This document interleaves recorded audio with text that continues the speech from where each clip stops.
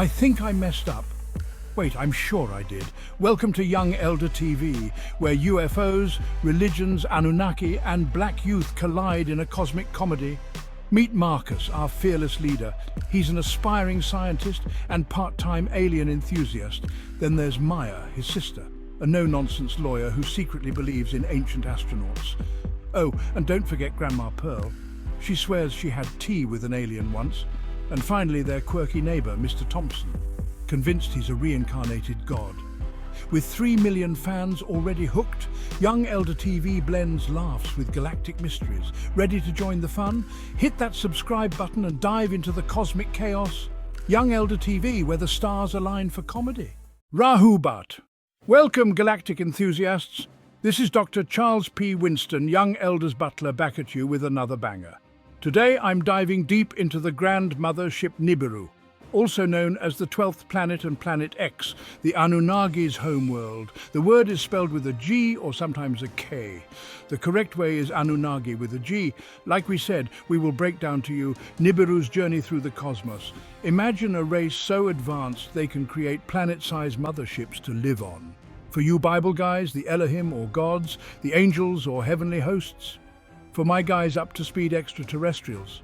They are builders of stars, planets, stargates, creators of Atlantis, and ascenders to higher dimensions. They have the technology to create whole star systems and can create artificial stars. They arrived from the Pegasus galaxy, bringing their superior technology and wisdom. The mothership Nibiru is as large as a planet, housing smaller crafts like the crystal cities and the shams. These vessels, powered by solar magnetism, piezoelectricity and kinetic energy, could traverse dimensions, reaching speeds up to 50 times the speed of light. The Anunnaki's knowledge and power are beyond human comprehension, allowing them to oversee lower dimensions. Their technological marvels, like the control chairs and neural interfaces, can download knowledge directly into one's mind. They are the creators, the gods of ancient texts, and the architects of galaxies. Don't forget to like, comment, share and subscribe for more galactic revelations. Be sure to hit that bell, family. Alright, Young Elder Gang, let's dive into the Grand Mothership Nibiru. The planet Tiamat, also called Earth at this time, and at one point QI pronounced Ki. Tiamat was a site used for excavating different metals, elements and minerals such as plutonium, chlorine, chlorophyll, ammonia, gold, platinum and silver by many races, as well as scanning the ocean floors for other elements that were beneficial to these beings in the other planets. In the depths of the oceans of this planet Earth are some of the most valuable resources for human life, such as food, such as kelp, different types of fish, and energy sources, such as iodine. In these waters are an abundance of dissolved gases, such as nitrogen, carbon dioxide, and oxygen. Other substances are nitrates, phosphates, which are needed by plants for photosynthesis. Silicon dioxide is necessary in building of skeletal material in some marine organisms. Remaining elements that are essential to marine life include iron, limestone, manganese, cobalt, and copper. Several mineral resources lie on the ocean floor and in solution above it, such as salt, magnesium, and bromine. Seawater contains all the dissolved substances necessary for the growth of plant and animal life. Other beings know of these resources, and thus they have made many visits, taking what they excavated back to their homes. And they continue to make visits to this planet and even live under the seas. Tiamat was also used as a hunting ground and resort. Beings would intergalactically travel from planet to planet, doing what was called planetary shopping. Some of the planets in this galaxy were most frequently visited because life existed there in various forms. In your solar system you have Lamu, meaning deity of war, now called Mars, Kishar, meaning foremost of the firm lands, now called Jupiter, including many others in Orions, meaning skies or heaven, 6-star sun constellation, Kamuh, meaning to be wealthy, which is the Pleiades constellation having 7 stars, suns, and Aish to lend aid to help, also known as the Ploughman, Arcturus, as well as Clarion Clanton or Clarion, meaning clear, just to name a few. The boundless universes are filled with all kinds of life forms that come from all types of origin. and your planet Earth held the most abundant of life sources, which is why all kinds of beings frequently visited. In the fifth dimension, we move around with ships. Some referred to them as UFOs. We have many different types of craft.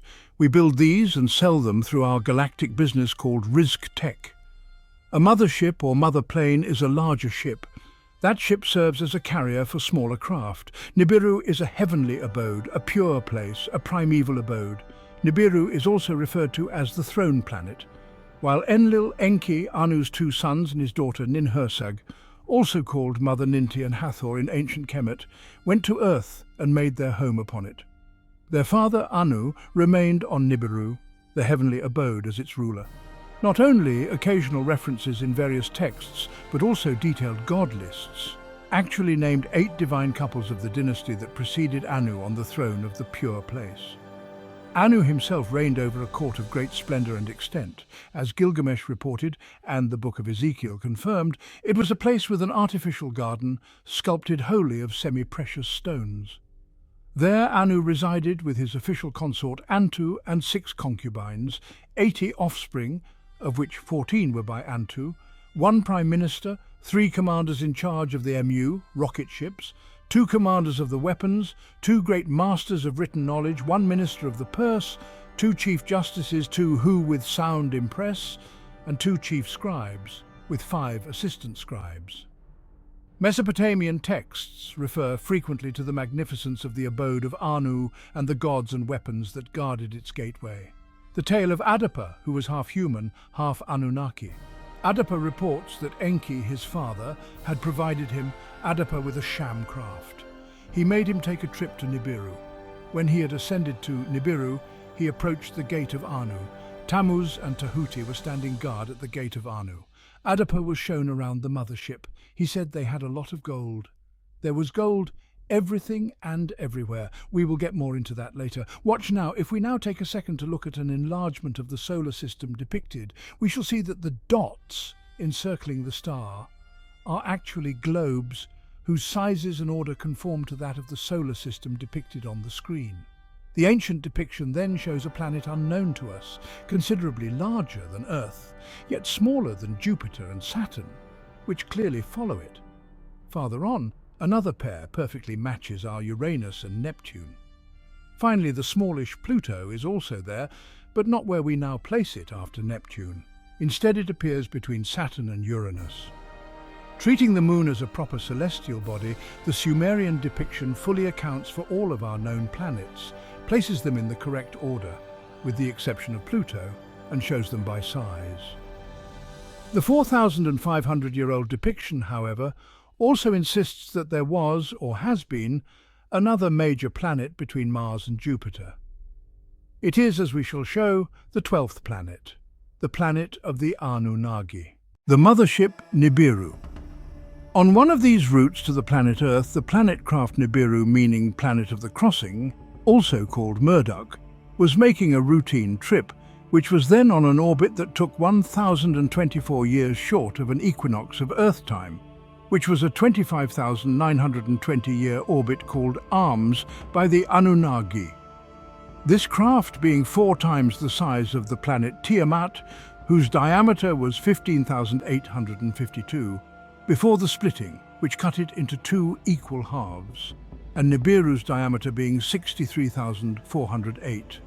The ship Nibiru came in search of other planets that were rich in natural resources and minerals to take back to the planet Rizq, to protect it from the damaging ultraviolet rays. And what would make you overstand what ultraviolet rays are? Ultraviolet of, or relating to the range of invisible radiation, wavelengths from about 4 nanometers, onto the border of the X-ray region, to about 380 nanometers, just beyond the violet in the visible spectrum.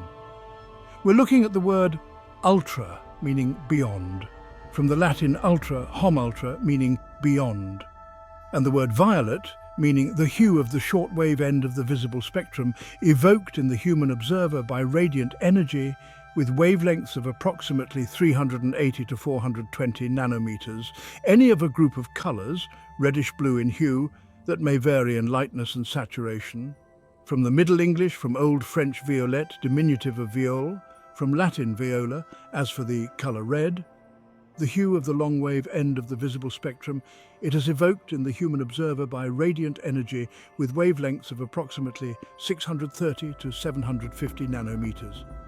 Any of a group of colours that may vary in lightness and saturation and whose hue resembles that of the life liquid called blood. One of the additive or light primaries. From the Middle English, from Old English red, and as for the colour blue, the hue of that portion of the visible spectrum lying between green, which is yellow and blue, and indigo, which is blue and violet, and it is evoked in the human observer by radiant energy with wavelengths of approximately 450 to 490 nanometers. Any of a group of colours that may vary in lightness and saturation, one of the additive or light primaries, from the Middle English blue, from Old French bleu of Germanic origin. As for the word ray, it's a thin line or narrow beam of light or other radiant energy, radiance, light. On the prism, it appears as purple, ranging from violet to red. And now, with an overstanding of ultraviolet rays, you must be able to grasp the damage that it was doing in Rizq and is doing here on Earth. The danger is the destruction of the ozone, as it happened there. It's also happening here. What is ozone? A blue gaseous allotrope of oxygen, OJ, formed naturally from diatomic oxygen by electric discharge or exposure to ultraviolet radiation. When Nibiru reached its destination, Nibiru was equipped with 4 separate atmospheres. What would make you overstand what the 4 atmospheres are? They are 1.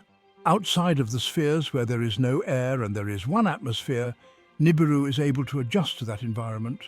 2. When you come into this dome-like planet where there is oxygen and air, Nibiru is capable of adjusting to that environment. 3. When you go to the Antarctica, you would have to take your crafts into the glaciers. Nibiru is capable of adjusting to that environment. 4. When you'd have to take your craft beneath the sea, Nibiru is capable of adjusting to that environment. That is the 4 separate atmospheres that all the crafts titled Nibiru as a part of the Nibiru Fleet is capable of adjusting to.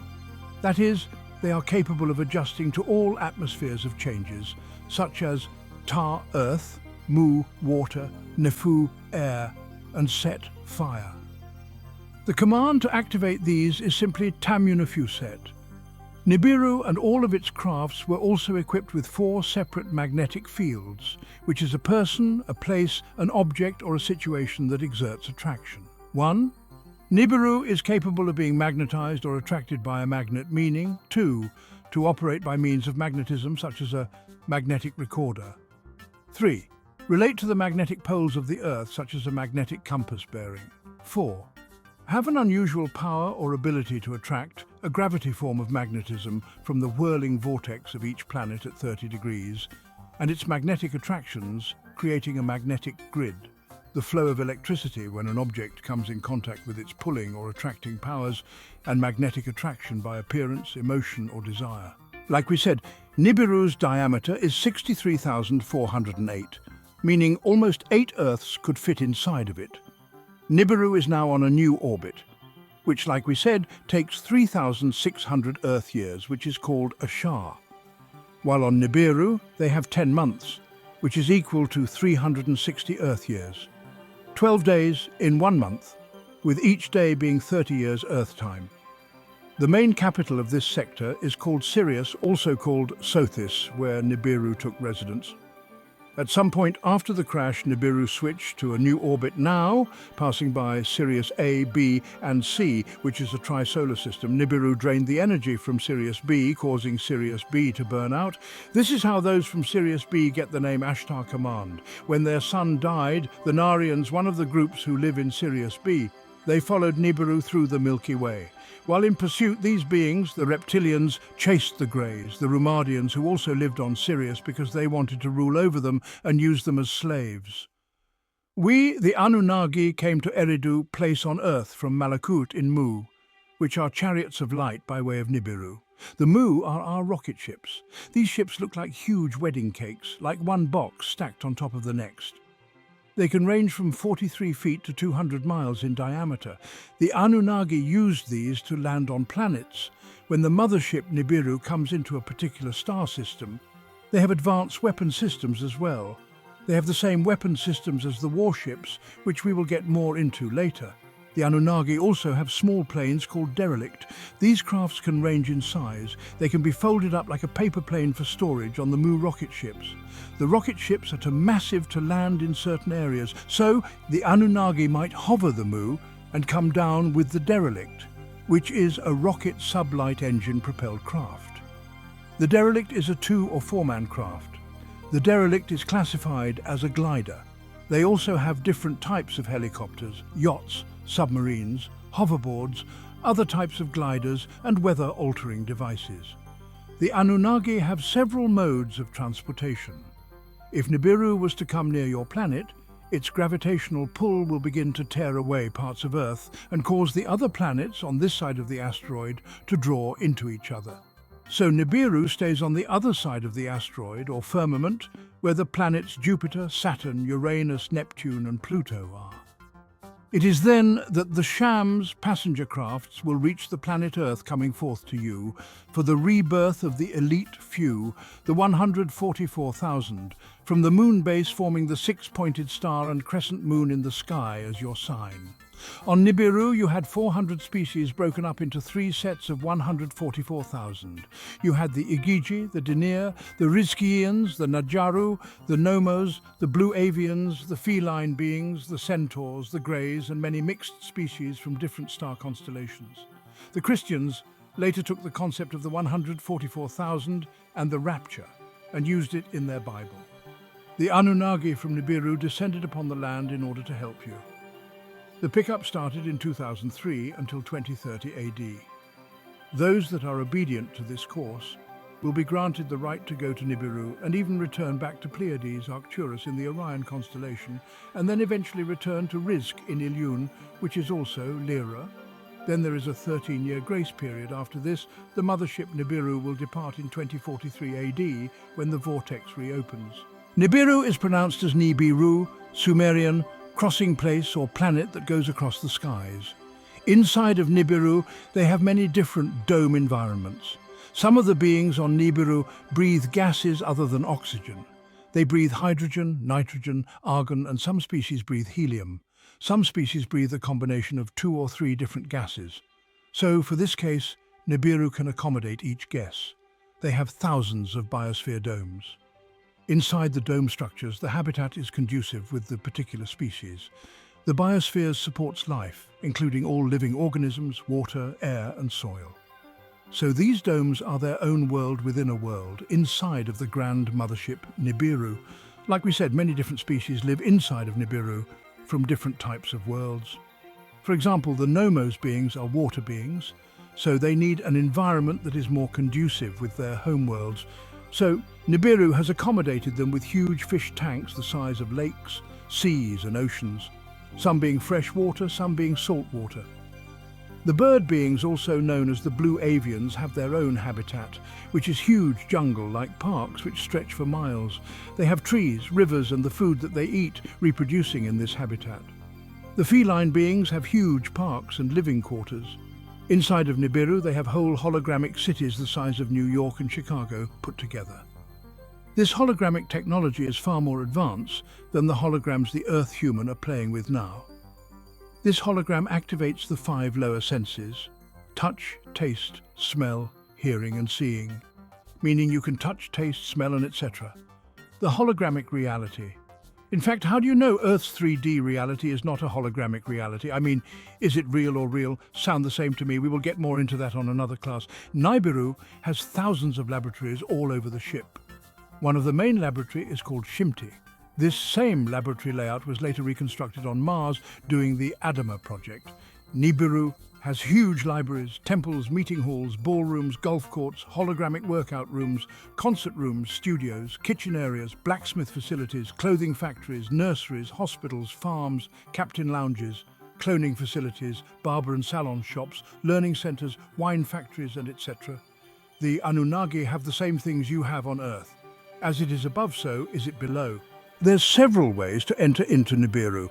The main way is through the front gates called the Gates of Anu. This is 2 huge slide doors that open up via magnetic and hydraulic energy. These doors are located at the front center of the ship. This is the main entrance for ships who are looking to dock. This entrance is heavily guarded by warships and plasma weapons, plus you must get clearance before entering. Another way of entering is through the stargates. The main stargate room is located in what we refer to as the Dome. The Dome is the Anunnaki, Rizkians, Najaru, and a few other races' living quarters. On entering the stargate room, you would notice how much gold, marble and crystal that the Anunnaki utilize. Everything is made from gold. The walls, the floors are marble and gold. The furniture is gold. Even the goddamn toilets are gold. In the living quarters at the top, it is massive. It's almost like a whole continent by itself. It has thousands of rooms to accommodate the guests and the people who live on Nibiru. Like we said, the Anunnaki live on the inside of their planet, which is really a massive mothership. In the sleeping rooms, they have a gold round circular device mounted to the floor. You can push a button on the wall and a hologramic bed comes out the floor. The bed can be adjusted to the person's height and weight. The person can also change the color and texture of the bed fabric. Also, some species sleep different ways, such as sleeping standing straight up. The bed can adjust to accommodate these beings as well. The rooms are furnished and decked out with gold, marble, and different types of crystals. They also have advanced teleportation elevators that can transport you anywhere on the mothership in less than seconds. Anu's pilot room, where the interface chair is located. We will get more into the interface chairs later. The Anunnaki Rizkians eat the same things you eat and drink, just in a more healthier form. Some races of the Anunnaki eat humans and other races as well. One of the Anunnaki favorite meals is rotisserie lamb butt with scalloped potatoes and corn on the cob. A little butter sauce sprinkled all over with a pinch of salt. Oh, you don't believe me? You better go open up your Bible again and read closely. When the Elohim came down, which is another name for the Anunnaki, the humans made them meat. Go read it again and hear what we are saying here. He that has an ear, let him hear. The Najaru are vegetarian and only eat once every couple months, their time frame. Some of the Rizkians started becoming vegetarian when we started the ascension. They have huge supercomputer rooms, they have a military command center, they have huge storage facilities, thousands and thousands of miles of farmland. They have different types of resort areas. Their world is on the inside. On many worlds in your galaxy, the race of beings which occupy a planet usually live on the inside of their planet. In fact, on Earth you have a world in the center called Shambhala. We will get more into that on another class. There's an abundance of different gases in what they're calling space. Nibiru has the ability to extract these gases. Also keep in mind you can't destroy gas. You only can speed it up or slow it down, changing the molecular structure to another gas. For example, humans breathe in oxygen and give off CO2, while trees and plants take in CO2 and give off oxygen. Trees convert carbon dioxide, CO2, into oxygen through photosynthesis, a process that uses sunlight, water and chlorophyll to create chemical compounds that feed the tree. The word photosynthesis comes from the Greek words photo or phot, which means light, and synthesis, which means to put together. In Latin, photo means light and synthesis means to make. So photosynthesis means to make with light. The leaves pull in carbon dioxide and water and use the energy of the sun to convert this into chemical compounds such as sugars that feed the tree. But as a byproduct of that chemical reaction, oxygen is produced and released by the tree. Photosynthesis helps trees remove carbon dioxide from the atmosphere, which can help mitigate the effects of climate change. A mature tree can absorb up to 0.5 metric ton of carbon dioxide, equivalent in a single year. Young forests are particularly good at capturing carbon because young trees grow quickly and can pull in carbon rapidly. However, trees don't photosynthesize or produce oxygen during dormancy, which can cause oxygen levels to drop and carbon dioxide levels to rise. Dormancy is a period in an organism's life cycle when growth, development and physical activity are temporarily stopped. This minimizes metabolic activity and therefore helps an organism to conserve energy. Dormancy tends to be closely associated with environmental conditions. The plant releases the oxygen back into the air. The chemical equation for photosynthesis is CO2 plus H2O, C6H12O6 plus O2. In this process, 6 molecules of carbon dioxide and 6 molecules of water react to produce 1 molecule of glucose and 6 molecules of oxygen. The plant stores energy in the glucose molecules, water oxidation and carbon dioxide reduction. Within the plant cell, water loses electrons or becomes oxidized, while carbon dioxide gains electrons or becomes reduced. This transforms the water into oxygen and the carbon dioxide into glucose. Like we said, you can convert a gas into another gas. Hydrogen is converted into helium through a process called nuclear fusion, which occurs in the core of stars like our Sun. Nuclear fusion is a reaction in which 2 or more atomic nuclei, usually deuterium and tritium, combine to form 1 or more different atomic nuclei and subatomic particles. The difference in mass between the reactants and products is manifested as either the release or absorption of energy. Converting a gas chromatograph, GC carrier gas from helium to hydrogen, can be relatively simple for isothermal methods, but more complex for temperature-programmed methods. Isothermal methods increase the linear velocity by about a factor of 2 and inject 50% of the sample volume using the same split ratio. This can result in the same sensitivity, but injecting less sample can also reduce contamination. Temperature-programmed methods require additional changes. To sum it up, the Anunnaki have designed a machine that can perform all these functions. The device is called the alkali phytoplankton. The alkali phytoplankton is a device created by the Anunnaki to pull different gases out of space. This machine or device can extract water from the air, also known as atmospheric water puller. It works by cooling humid air until the water vapor condenses into liquid water. The water is then filtered and can be produced as clean drinking water. A cooling condensation type AWG uses a compressor to circulate refrigerant through a condenser and then an evaporator coil that cools the surrounding air. Once the air temperature reaches its dew point, water condenses into the collector. A fan pushes filtered air over the coil. This machine can also make H2O for combining the gases it pulls from out of space. This device cleans carbon dioxide, CO2, from the air to produce clean oxygen.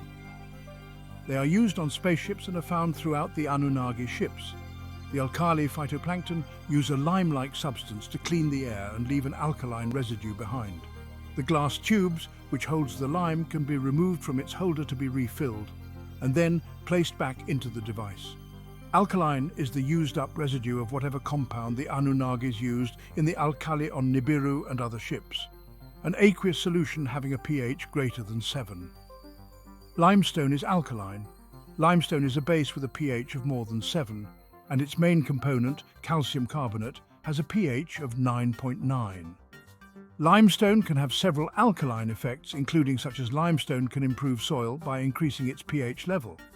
However, soil that is too alkaline can make it difficult for plants to access nutrients like nitrogen and phosphorus. Limestone can neutralize or partially neutralize strong acids when it comes into contact with limestone chips. Water with a lot of dissolved limestone has a high alkalinity and is considered hard. Adding 1-2 tons of limestone per surface acre can raise the pH of water by 1 to 2 units. The Anunnaki grow limes and mined limestone on many different planets throughout the galaxy. The Anunnaki grind the limestone up into a powder-form substance, which is a highly advanced substance designed for scrubbing CO2 from the atmosphere. The Grand Mothership Nibiru can hold many thousands of crown-shaped ships, but this mission had only 2,880 crown-shaped shams.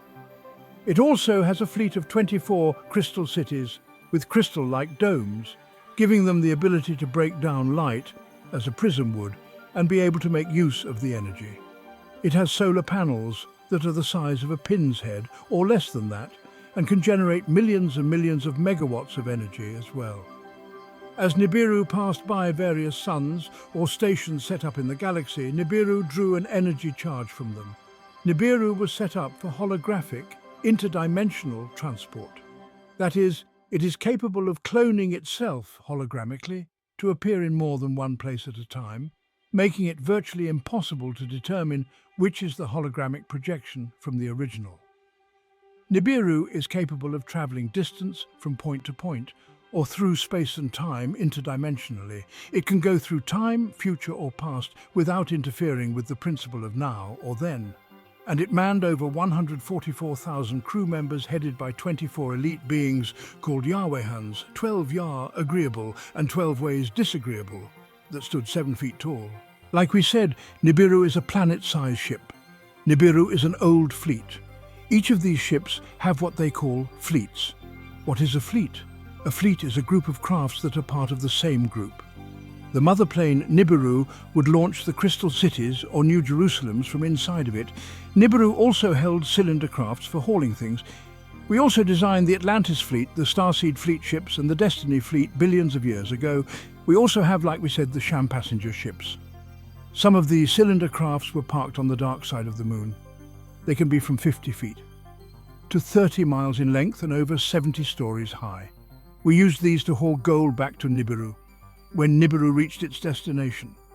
This is why the mothership Nibiru is the grandmother, because many ships come from her belly. It has over 400 different species living on it, like we said. So there are thousands, if not millions, of beings living inside of Nibiru. 144,000 are the officers and leaders of each race. Then there are 24 captains. They also have their different types of crafts parked inside of Nibiru. The Sham passenger ship that comes out of Nibiru's belly hold 50 people. In order to get here, we travelled by one of the smaller passenger crafts called Sham out of the mother plane called Merkaba or Nibiru. The 50 seats are around the walls. The craft has 3 parts. The top piece spins clockwise and the middle piece spins counterclockwise, while the lower half spins clockwise. This craft has the ability to travel in the 6th dimension, which is hyperspace. They can go up to 50 times the speed of light, which would be 186,272 times 50 miles per second. It is about 45 feet in diameter and 12 to 19 feet. In height, if you count the top gold crystal mixture ball, these ships look like a king's crown. Made from gold and black crystals, the Shams are fueled by solar, magnetic, and kinetic energy. It has 1 to 2 pilots and is flown using telekinesis. They can also be controlled from the mothership Nibiru, for the Shams are her babies. It has 52 24K HD cameras the size of pinheads. That displays a 720 degrees view of the outside of the craft, which is displayed on a hologramic screen for the pilots. This ship is really not equipped to fight, only to elude. They can produce a hologram which display multiple copies of itself. It also has its own magnetic force field that protects it, and its speed helps. The Sham is completely enclosed, with 50 padded panels or seats lining the inside wall. Passengers lean against these panels, which are angled back. As the Sham rotates, the passengers experience a controlled centrifugal force, which is pointing outward from the Sham's center. This force, along with the slant or advanced seat belts in the walls, allows passengers to be completely supported by the walls without their feet touching the ground. Since the passengers move instead of the floor, the Sham eliminates a design flaw of the rotor where passengers' feet could be wedged between the moving floor and the wall. The Sham can rotate at a maximum frequency of 24,000 revolutions per minute. It reaches that frequency in less than 2 seconds due to the hyperspace 3-phase motor. At this point, the passengers are experiencing controlled centrifugal force used to hold them in place. These Shams are school buses to pick up our children. Pickup started in 2003 and end in 2043. After this, we will be out of reach.